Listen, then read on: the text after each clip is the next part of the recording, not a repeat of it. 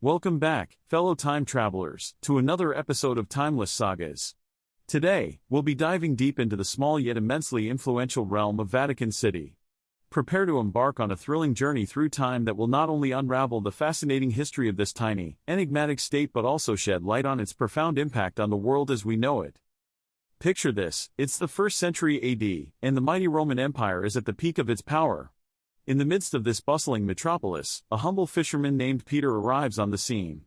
Little did he know that his humble beginnings would set the stage for one of the most unique and powerful city-states in history. Fast forward a few hundred years, and things aren't looking so hot for the Roman Empire. With its power waning and the city under siege, the empire's grasp on its territories begins to slip. But amidst the chaos, a small yet significant event occurs, the construction of a basilica atop the tomb of St. Peter. This seemingly inconsequential act marked the birth of what we now know as Vatican City. As we journey through the Dark Ages, the papacy rises to prominence, and by the time the dust settles on the Western Roman Empire, the Pope finds himself in a powerful position. With the support of powerful European rulers, the Pope's influence grows, and the Church becomes the dominating force of the medieval world. Now, to truly grasp the significance of Vatican City, we must take a detour and explore the world of the Papal States. You see, for a significant part of its history, the Pope didn't just rule over Vatican City but also had dominion over a vast swath of central Italy. This period of papal rule lasted over 1,000 years, from the 8th century until the unification of Italy in 1870. Talk about longevity. But life in the Papal States wasn't all sunshine and rainbows, my friends. As with any powerful institution, the papacy had its fair share of corruption, intrigue, and scandal. From the infamous Borgia family to the sale of indulgences, the history of the Papal States is a roller coaster ride of power plays and moral dilemmas. However, amidst the chaos and controversy, the Vatican also played host to some of the most incredible artistic achievements in human history.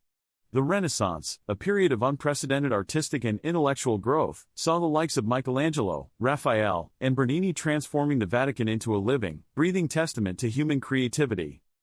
Take, for instance, one of the most iconic masterpieces of all time, the Sistine Chapel.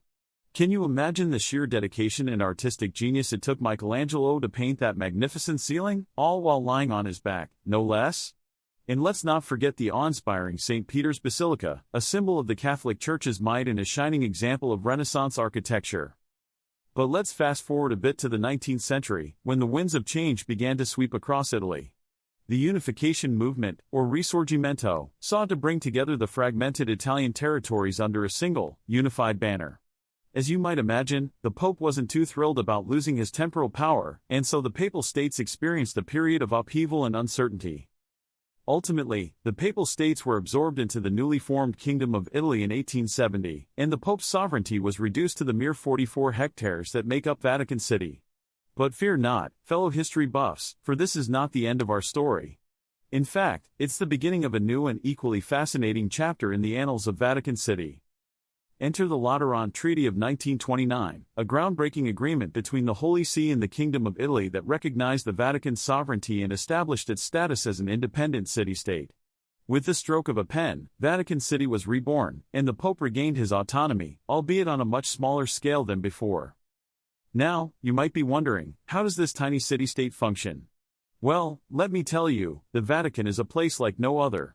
With a population of less than 1,000, including the Pope himself, and its own unique set of laws, the Vatican is a veritable treasure trove of quirks and idiosyncrasies. Did you know, for instance, that Vatican City has its own post office, which is said to be one of the most efficient in the world? Or that the Swiss Guard, that colorful band of highly trained soldiers, has been protecting the Pope since the 16th century. And let's not forget the Vatican's very own radio station, which has been broadcasting the Pope's message to the world since the early 20th century. But perhaps the most intriguing aspect of Vatican City is its role on the global stage. Despite its minuscule size, the Holy See wields considerable diplomatic clout and maintains diplomatic relations with over 180 countries. The Pope, as both the spiritual leader of the Catholic Church and the sovereign of Vatican City, is a unique figure in international politics, often serving as a mediator and a voice of reason in times of crisis. As we come to the end of our whirlwind tour of Vatican City, it's worth reflecting on the timelessness of this extraordinary place. From its humble beginnings as the site of St. Peter's tomb to its modern-day role as the heart of the Catholic Church, Vatican City has weathered the storms of history and emerged as a testament to human faith, ingenuity, and resilience.